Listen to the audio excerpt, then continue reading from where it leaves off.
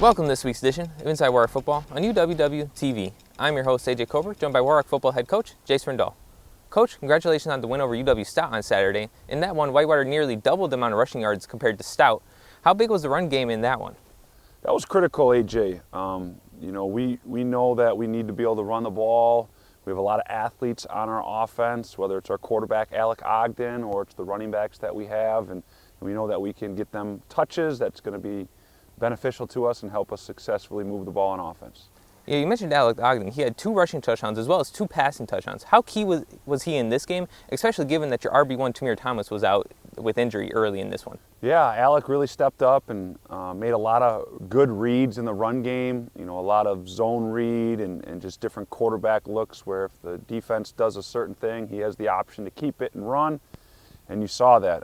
He connected with multiple explosive passes, as well as, I think he had a 28-yard touchdown run even for himself. So he had a really good game on Saturday. Were there a lot of designed runs for Alec Ogden, or was it more just look at the defense, see how they're spread out, and scramble if needed? A little combination of both. There was some definitely designed for him to keep it, but the majority of them did have a read element where he could hand it off, he could throw it, or he could keep it.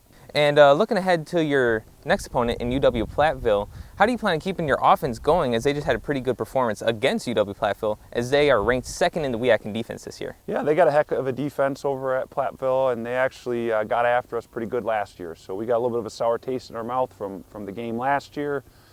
We know that we can be better than that. We know that we have not reached our potential yet for this year. There's a lot of room to grow.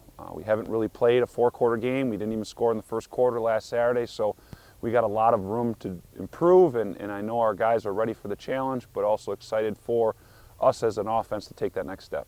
You mentioned a loss to Platteville last year. What is the game plan going into this one? Is it different at all compared to last year? Oh yeah, I shouldn't say it like that. I don't know exactly what our game plan was last year, but we're going to change. We're going to keep our identity, keep our roots, and stick to our philosophies. But every week you got a little tweak here or there, and you're looking for your matchups, and you're looking for where you can take advantage of maybe personnel type stuff. And really excited for the challenge that we got on Saturday. Well, thanks for your time, Coach, and we'll see you next week. Thanks, AJ. This has been this week's edition of Inside Warhawk Football on UWW-TV.